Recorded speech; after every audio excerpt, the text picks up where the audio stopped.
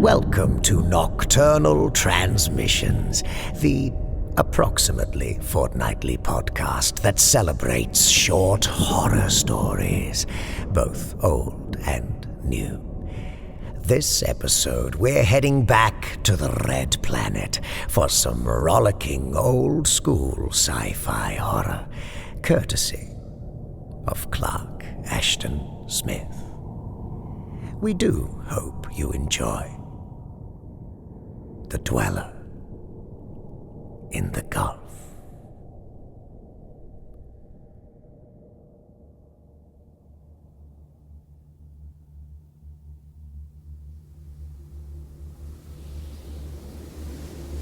Swelling and towering swiftly like a genie loosed from one of Solomon's bottles, the cloud rose on the planet's rim.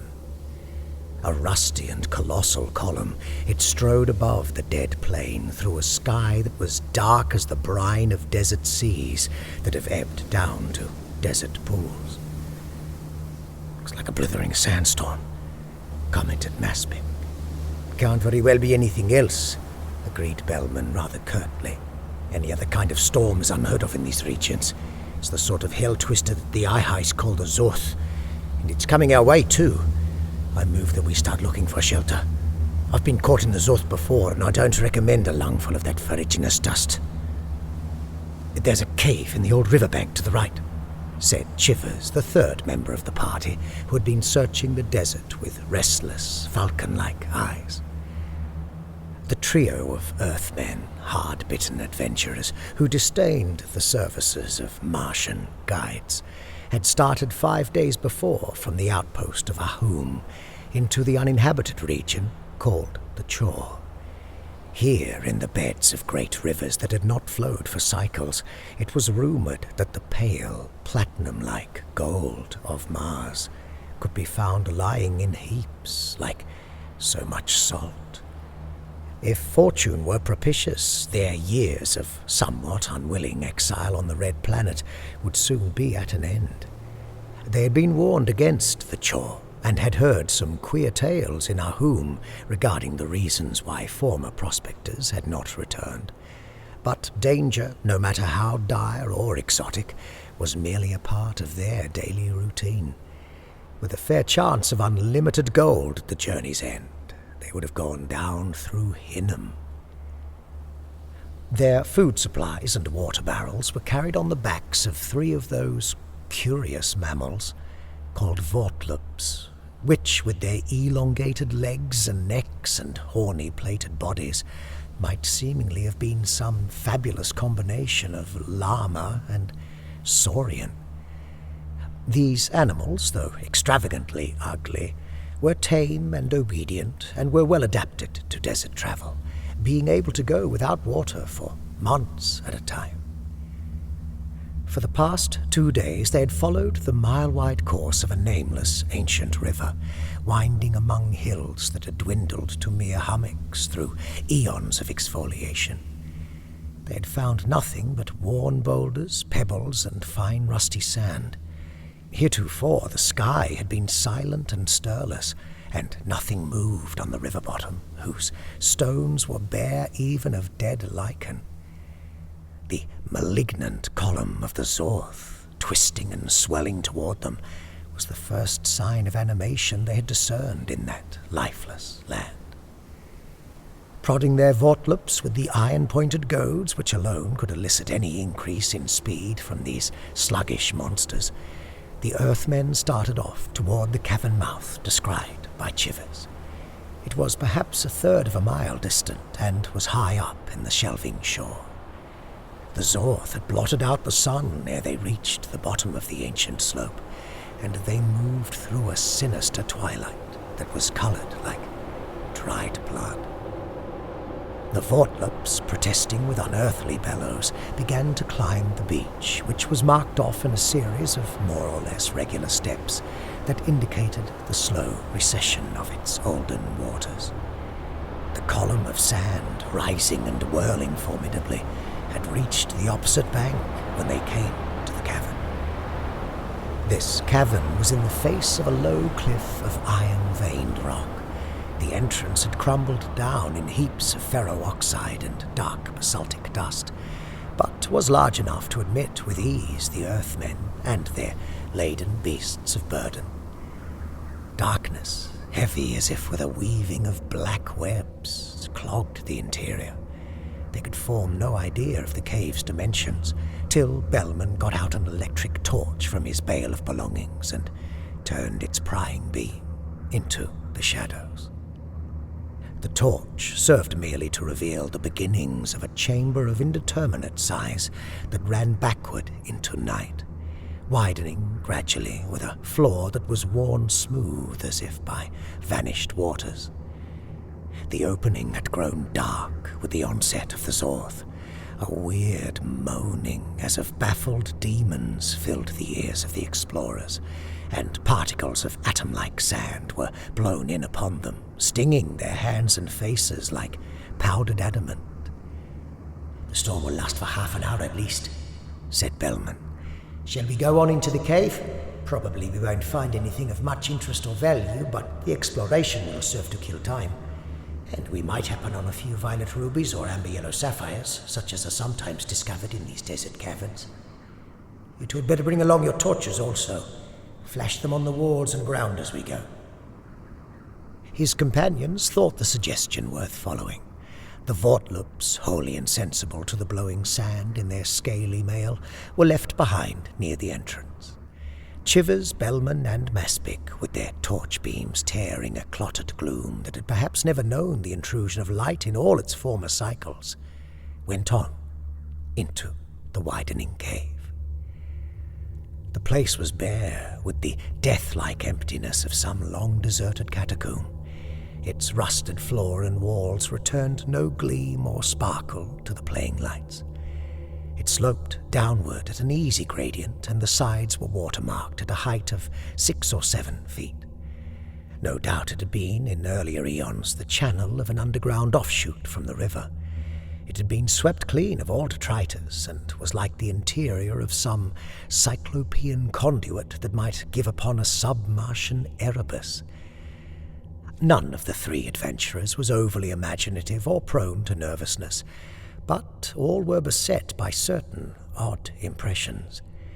Behind the arras of cryptic silence, time and again they seemed to hear a faint whisper, like the sigh of sunken seas far down at some hemispheric depth. The air was tinged with a slight and doubtful dankness, and they felt the stirring of an almost imperceptible draught upon their faces. Oddest of all was the hint of a nameless odor, reminding them both of animal dens and the peculiar smell of Martian dwellings.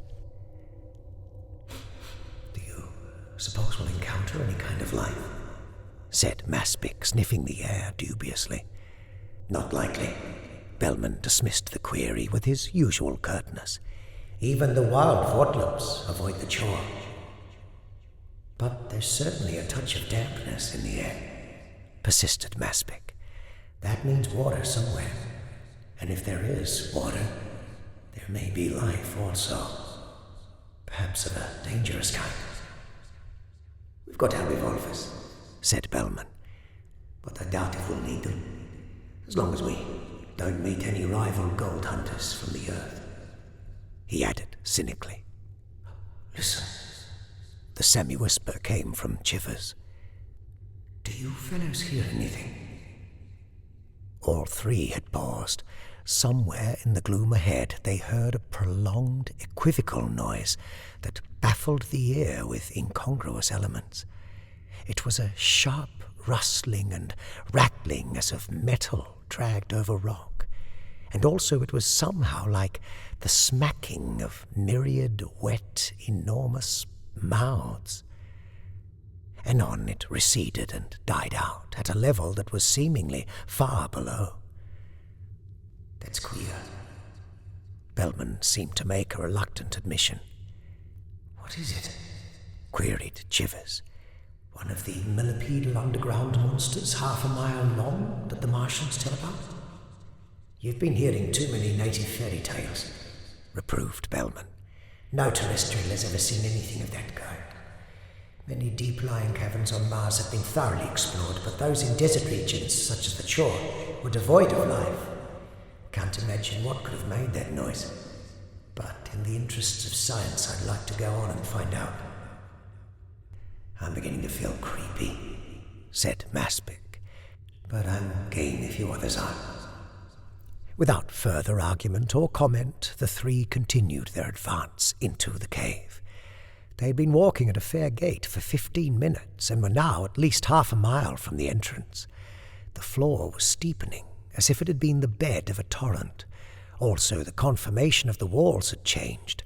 On either hand there were high shelves of metallic stone and colonnaded recesses which the flashed rays of the torches could not always fathom. The air had grown heavier, the dampness unmistakable. There was a breath of stagnant ancient waters.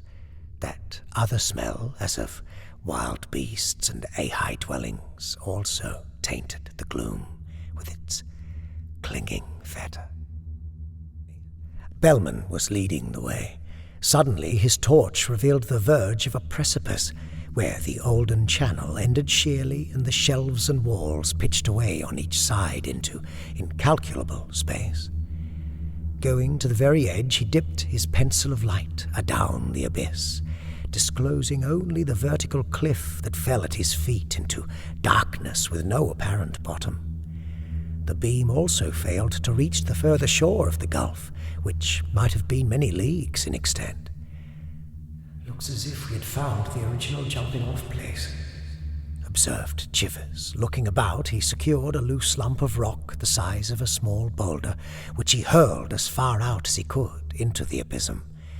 The Earthmen listened for the sound of its fall, but several minutes went by, and there was no echo from the black profound. Bellman started to examine the broken-off ledges on either side of the channel's terminus. To the right he discerned a downward-sloping shelf that skirted the abyss, running for an uncertain distance. Its beginning was little higher than the channel fed, and was readily accessible by means of a stair-like formation. The shelf was 2 yards wide, and its gentle inclination, its remarkable evenness and regularity, conveyed the idea of an ancient road hewn into the face of the cliff. It was overhung by the wall as if by the sharply sundered half of a high arcade.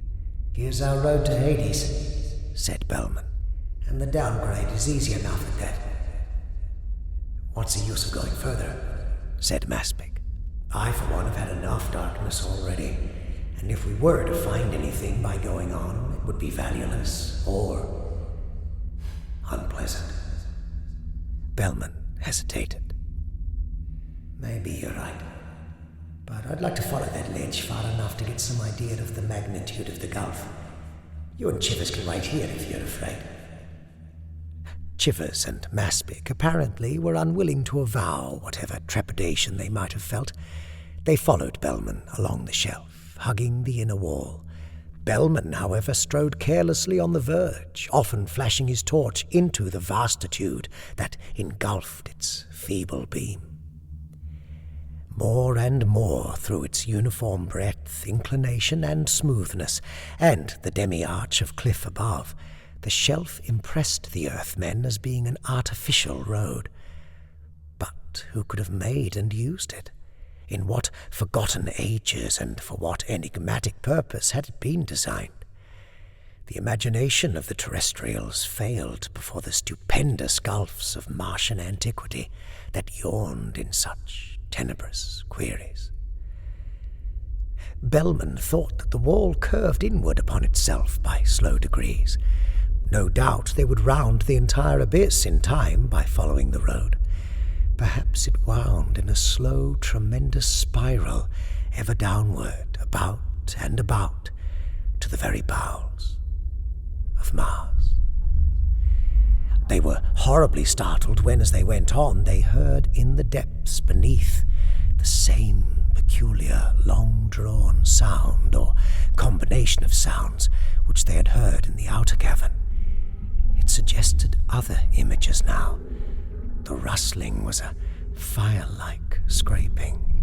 The soft, methodical, myriad smacking was vaguely similar to the noise made by some enormous creature that withdraws its feet from a quagmire. The sound was inexplicable, terrifying. Part of its terror lay in an implication of remoteness, which appeared to signalize the enormity of its cause and to emphasize the profundity of the abysm. Heard in that planetary pit beneath a lifeless desert, it astonished and shocked. Even Bellman, intrepid heretofore, began to succumb to the formless horror that rose up like an emanation from the night. The noise grew fainter and ceased at length, giving somehow the idea that its maker had gone directly down on the perpendicular wall into nether reaches of the gulf. "Shall we go back?" inquired Chivers. "We might as well," assented Bellman without demur. "It would take all eternity to explore this place anyway." They started to retrace their way along the ledge, all three with that extra-tactile sense which warns of the approach of hidden danger, were now troubled and alert.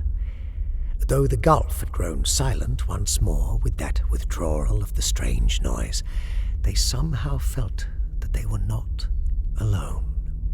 Whence the peril would come, or in what shape, they could not surmise, but they felt an alarm that was almost panic.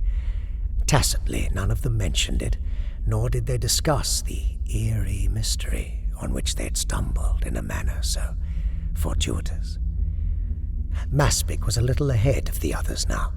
They had covered at least half of the distance to the old cavern channel when his torch, playing for 20 feet ahead on the path, illumined an array of whitish figures, 3 abreast, that blocked the way.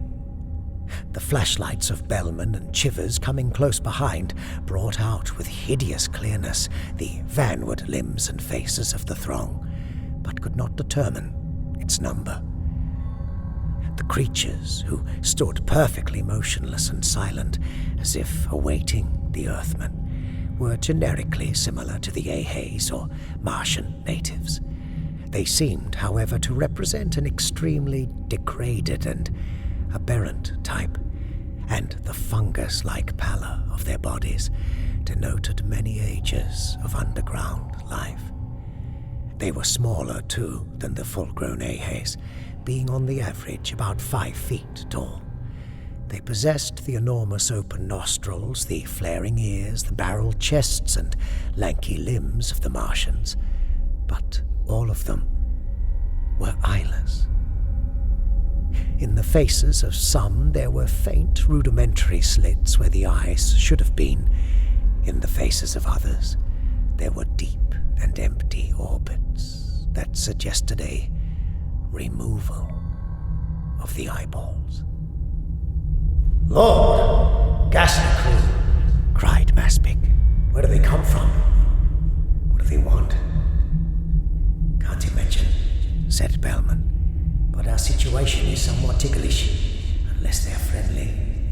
They must have been hiding on the shelves in the cavern above when we entered."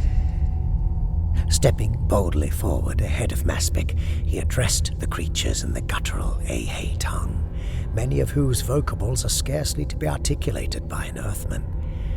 Some of the people stirred uneasily and emitted shrill, cheeping sounds that bore little likeness to the Martian language.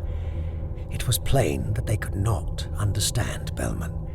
Sign language, by reason of their blindness, would have been equally useless. Bellman drew his revolver, enjoining the others to follow suit. "We've got to get through them somehow," he said. "And if they won't let us pass without interference..."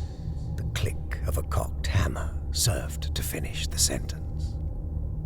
As if the metallic sound had been an awaited signal, the press of blind white beings sprang into sudden motion and surged forward upon the terrestrials. It was like the onset of automatons, an irresistible striding of machines, concerted and methodical beneath the direction of a hidden power. Bellman pulled his trigger once, twice, thrice at a point-blank range.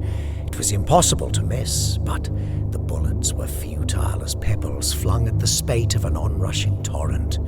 The eyeless beings did not waver, though 2 of them began to bleed the yellowish-red fluid that serves the Martians for blood. The foremost of them, unwounded and moving with diabolical sureness, caught Bellman's arm with long, 4-jointed fingers and jerked the revolver from his grasp before he could press the trigger again. Curiously enough, the creature did not try to deprive him of his torch, which he now carried in his left hand, and he saw the steely flash of the Colt as it hurtled down into darkness and space from the hand of the Martian. Then the fungus-white bodies, milling horribly on the narrow road, were all about him, pressing so closely that there was no room for effectual resistance. Chivers and Maspic, after firing a few shots, were also deprived of their weapons, but through an uncanny discrimination were permitted to retain their flashlights.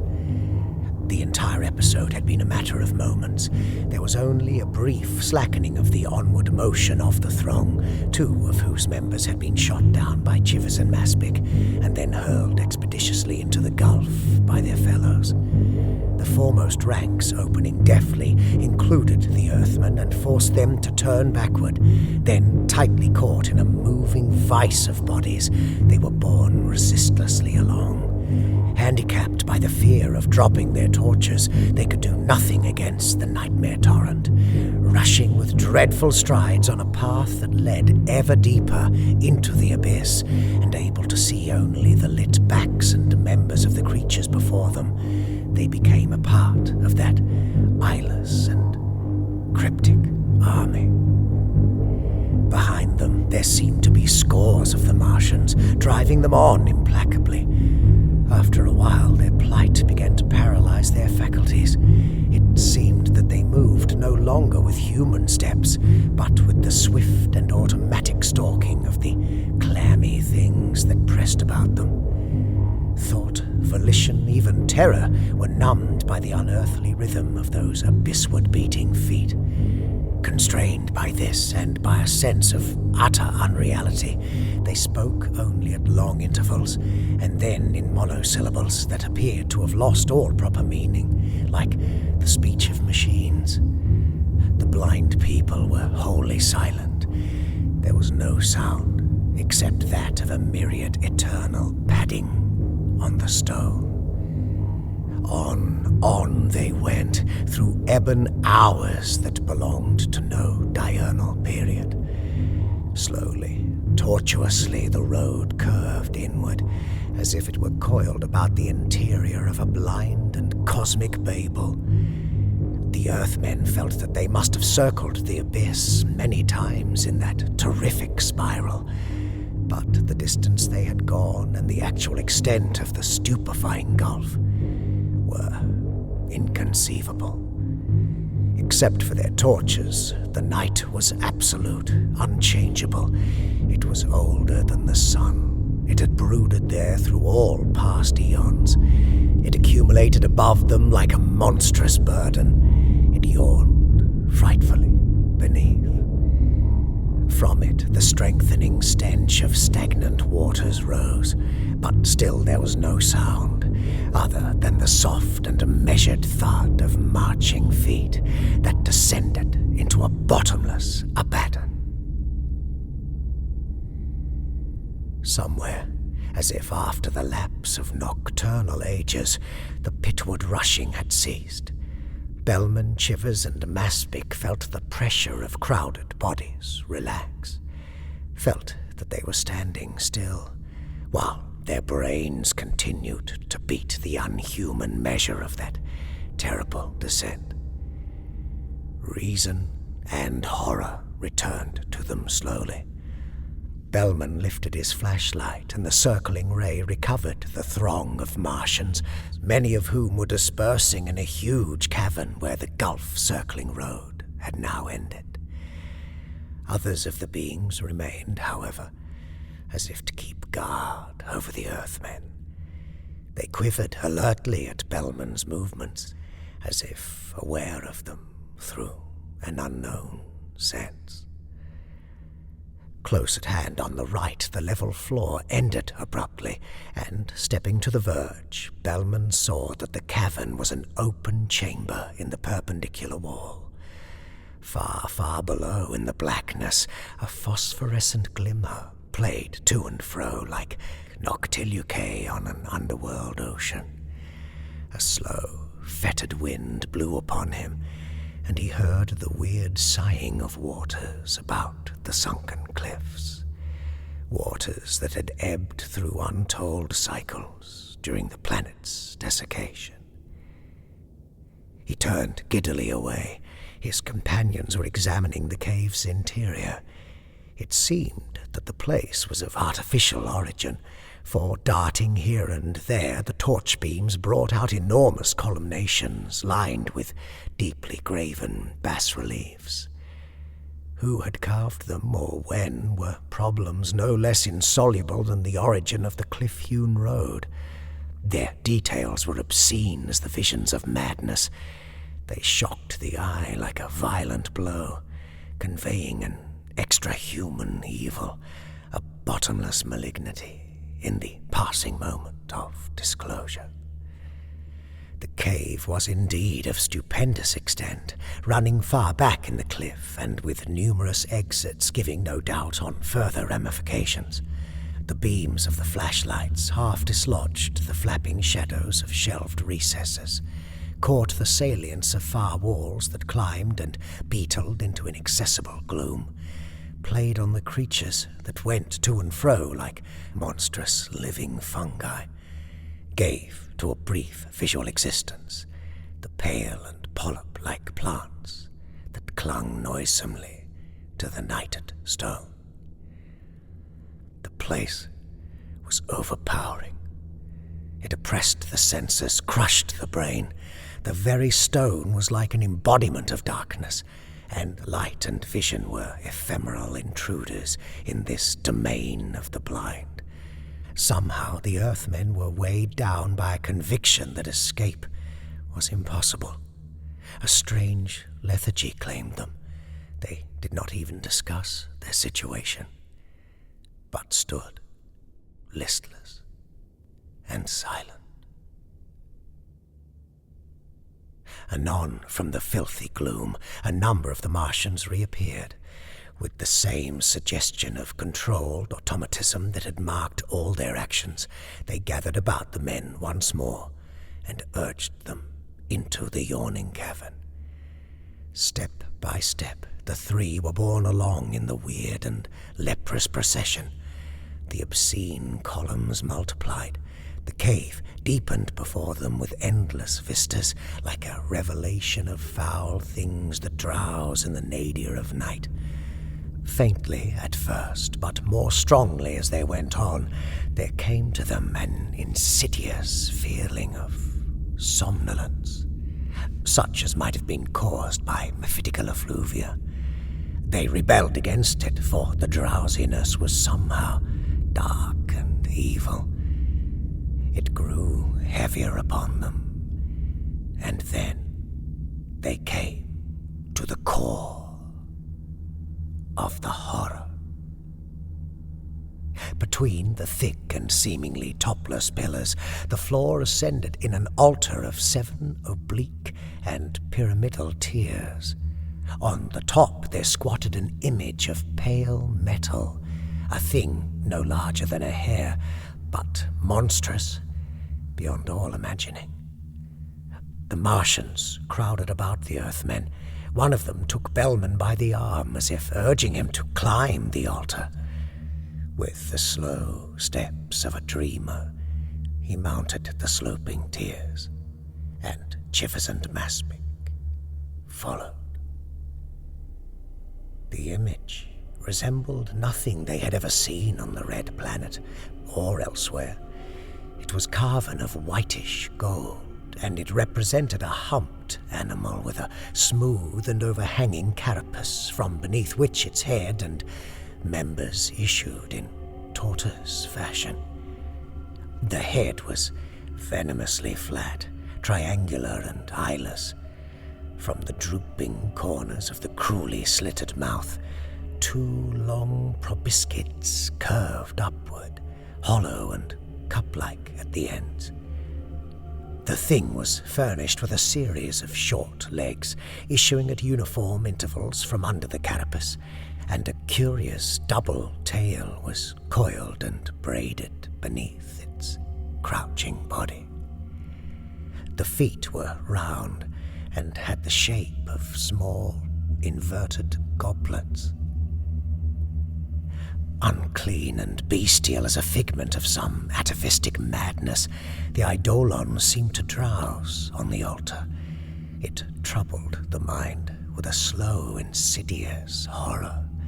It assailed the senses with an emanating stupor, an effluence as of primal worlds before the creation of light, where life might teem and raven slothfully in the blind ooze.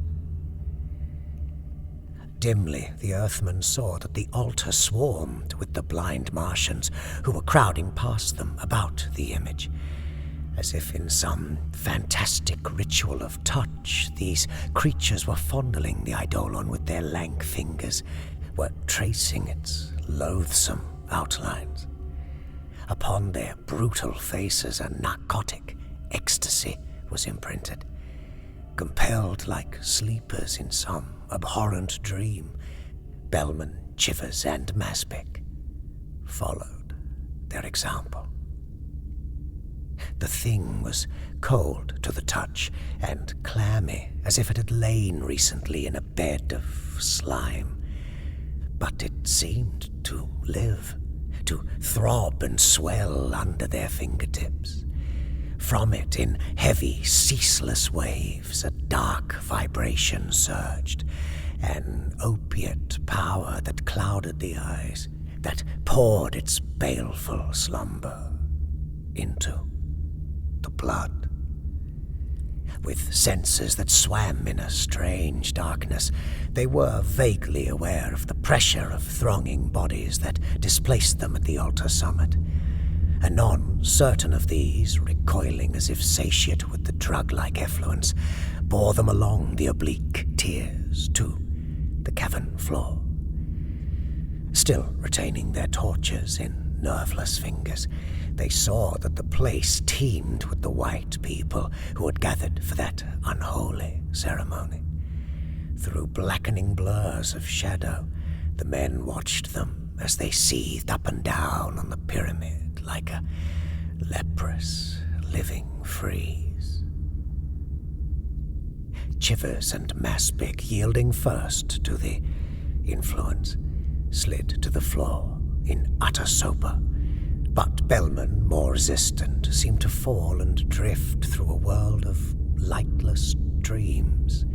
His sensations were anomalous, unfamiliar to the last degree. Everywhere there was a brooding, palpable power for which he could find no visual image. A power that exhaled a miasmal slumber. In those dreams, by insensible graduations, forgetting the last glimmer of his human self, he somehow identified himself with the eyeless people. He lived and moved as they, in profound caverns on nighted roads. And yet he was something else, an entity without name, that ruled over the blind and was worshipped by them, a thing that dwelt in the ancient putrescent waters, in the nether deep, and came forth at intervals to raven unspeakably. In that duality of being, he sated himself at blind feasts, and was also devoured. With all this, like a third element of identity, the eidolon was associated, but only a tactile sense and not as an optic memory. There was no light anywhere, and not even the recollection of light. Whether he passed from these obscure nightmares into dreamless slumber, he could not know. His awakening, dark and lethargic, was like a continuation of the dreams at first. Then, opening his sodden lids, he saw the shaft of light that lay on the floor from his fallen torch. The light poured against something that he could not recognize in his drugged awareness. Yet it troubled him, and a dawning horror touched his faculties into life. By degrees it came to him that the thing he saw was the half-eaten body of one of the eyeless troglodytes. Some of the members were missing, and the remainder was gnawed, even to the curiously articulated bones. Bellman rose unsteadily and looked about with eyes that still held a web-like blurring of shadow. Chivers and Maspic lay beside him in a heavy stupor, and along the cavern and upon the 70th altar were sprawled the devotees of the somnific image. His other senses began to awake from their lethargy, and he thought that he heard a noise that was somehow familiar, a sharp slithering, together with a measured sucking. The sound withdrew among the massy pillars, beyond the sleeping bodies. A smell as of rotten water tinged the air, and he saw that there were many curious rings of wetness on the stone, such as might be made by the rims of inverted cups. Preserving the order of footprints, they led away from the half-devoured Martian into the shadows of that outer cave which verged upon the abyss, the direction in which the queer noise had passed, sinking now to inaudibility. In Bellman's mind, a mad terror rose and struggled with the spell that still benumbed him. He stooped down above Maspic and Chivers and shook them roughly in turn, till they opened their eyes and began to protest with drowsy murmurs. "Get up, damn it!" he admonished them. "If we're ever to escape from this hellhole, now's the time." By dint of many oaths and objurgations and much muscular effort, he succeeded in getting his companions to their feet. Lurching drunkenly, they followed Bellman among the sprawled Martians, away from the pyramid on which the eidolon of white gold still brooded in malign somnolence above its worshippers. A clouding heaviness hung over Bellman, but somehow there was a relaxation of the opiate spell. He felt a revival of volition and a great desire to escape from the gulf and from all that dwelt in its darkness. The others, more deeply enslaved by the drowsy power, accepted his leadership and guidance in a numb, brute-like fashion. He felt sure that he could retrace the route by which they had approached the altar. This, it seemed, was also the course that had been taken by the maker of the ring-like marks of fetid wetness. Wandering on amid the repugnantly carven columns for what seemed an enormous distance, they came at last to the sheer verge, that portus of the black Tartarus from which they could look down on its ultimate gulf. Far beneath, on those putrefying waters, the phosphorescence ran in widening circles, as if troubled by the plunge of a heavy body. To the very edge, at their feet, the watery rings were imprinted on the rock. They turned away, Bellman shuddering with half-memories of his blind dreams, and the terror of his awakening, found at the cave's corner the beginning of that upward road which skirted the abyss. the road that would take them back to the lost sun. At his injunction, Maspic and Chivers turned off their flashlights to conserve the batteries. It was doubtful how much longer these would last, and light was their prime necessity. His own torch would serve for the three till it became exhausted. There was no sound or stirring of life from that cave of lightless sleep where the Martians lay about the narcotizing image. But a fear such as he had never felt in all his adventurings caused Bellman to sicken and turn faint as he listened at its threshold. The gulf, too, was silent, and the circles of phosphor had ceased to widen on the waters. Yet somehow the silence was a thing that clogged the senses, retarded the limbs. It rose up around Bellman like the clutching slime of some nethermost pit in which he must drown. With dragging effort he began the ascent, hauling, cursing and kicking his companions till they responded like drowsy animals. It was a climb through limbo, an ascent from nadir through darkness that seemed palpable and viscid. On and up they toiled, along the monotonous, imperceptibly winding grade where all measure of distance was lost, and time was metered only by the repetition of eternal steps. The night lowered before Bellman's feeble shaft of light. It closed behind like an all-engulfing sea, relentless and patient, biding its time till the torch should go out. Looking over the verge at intervals, Bellman saw the gradual fading of the phosphorescence in the depths. Fantastic images rose in his mind. It was like the last glimmering of hellfire in some extinct inferno, like the drowning of nebulae in voids beneath the universe. He felt the giddiness of one who looks down upon infinite space. Anon, there was only blackness, and he knew by this token the awful distance they had climbed.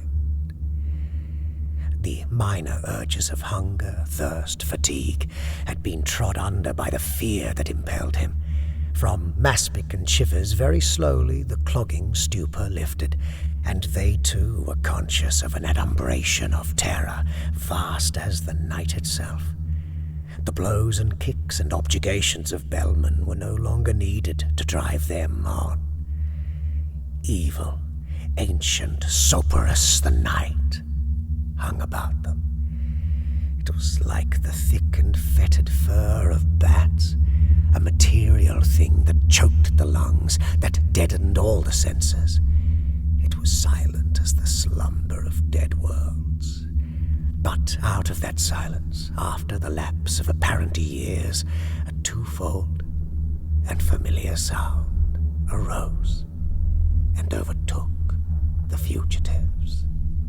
The sound of something that slithered over stone, far down in the abyss. The sucking noise of a creature that withdrew its feet as if from a quagmire.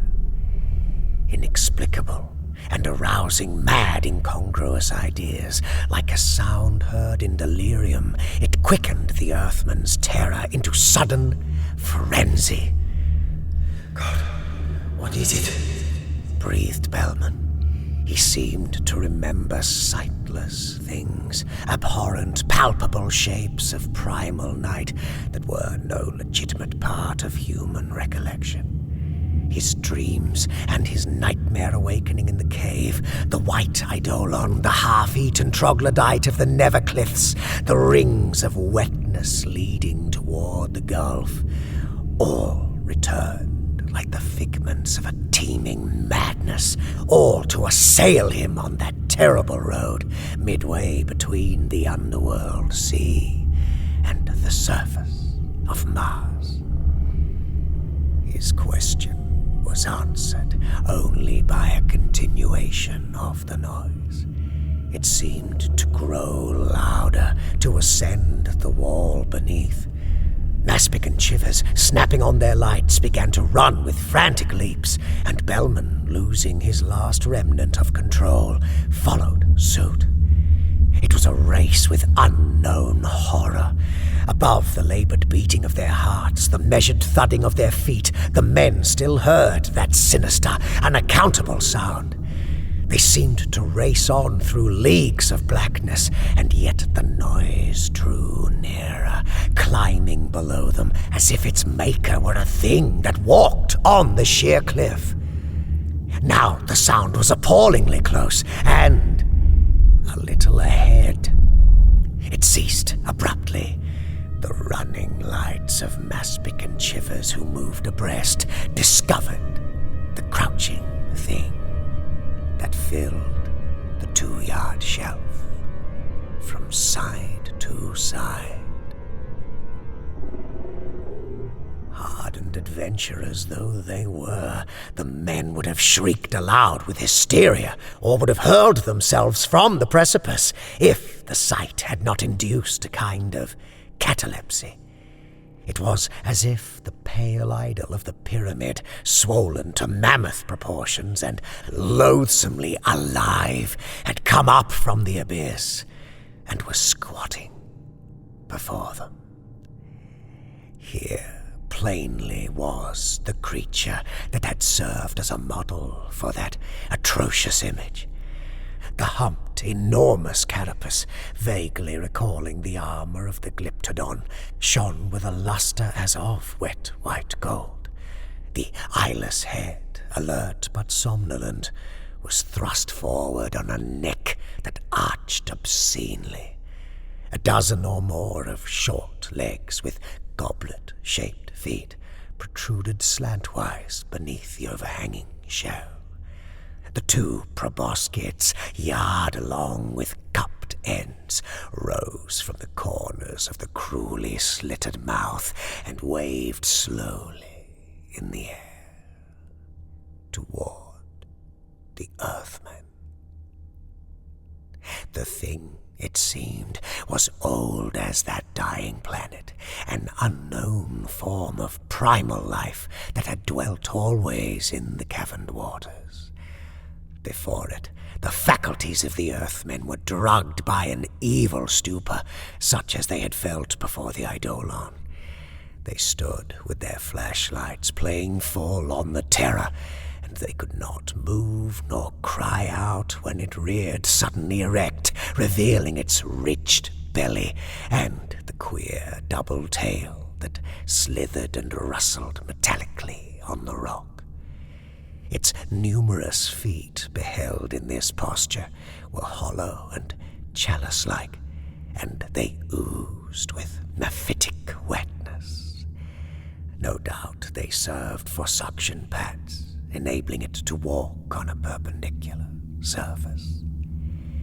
Inconceivably swift and sure in its motions, with short strides on its hindmost legs, levered by the tail, the monster came forward on the helpless men.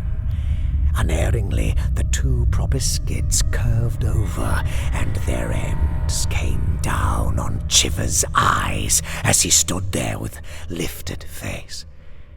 They rested there, covering the entire sockets, for a moment only. Then there was an agonizing scream as the hollow tips were withdrawn with a sweeping movement, lithe and vigorous as the lashing of serpents. Chivers swayed slowly, nodding his head and twisting about in half-narcotized pain.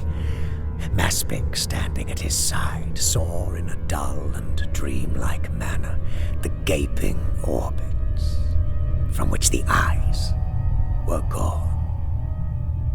It was the last thing he ever saw. At that instant, the monster turned from Chivers, and the terrible cups, dripping with blood and fetor, descended on Maspic's own eyes. Bellman, who had paused close behind the others, comprehended what was occurring, like one who witnesses the abominations of a nightmare but is powerless to intervene or flee. He saw the movements of the cupped members. He heard the single atrocious cry that was wrung from Chivers, and the swiftly ensuing scream of Maspic. Then, above the heads of his fellows, who still held their useless torches in rigid fingers, the proboscids came toward him.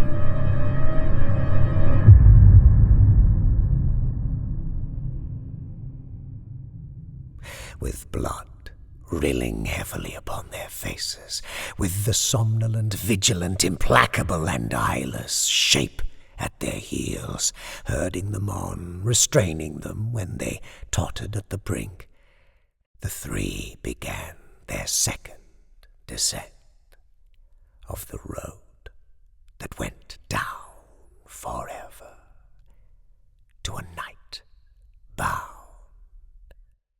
Avernus.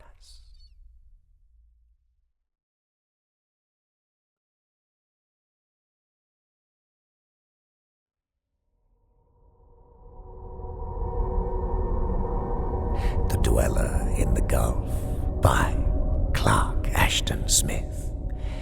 You have been listening to a nocturnal transmission.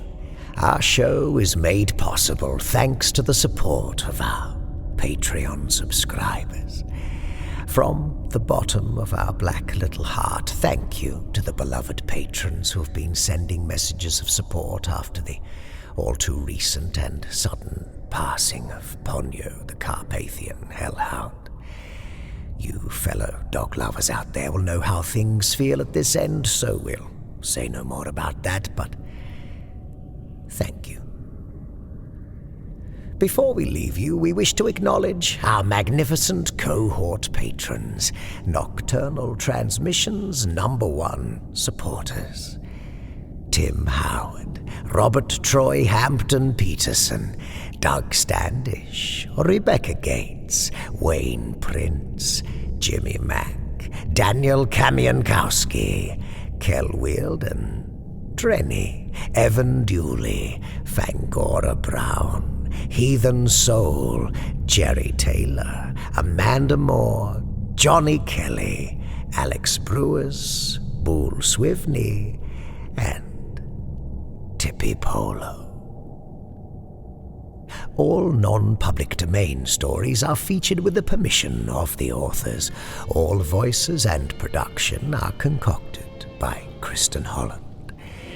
Until next time, as always, watch the skies, fear the dark, and don't trust anyone, especially yourself. Good night, gentle listener.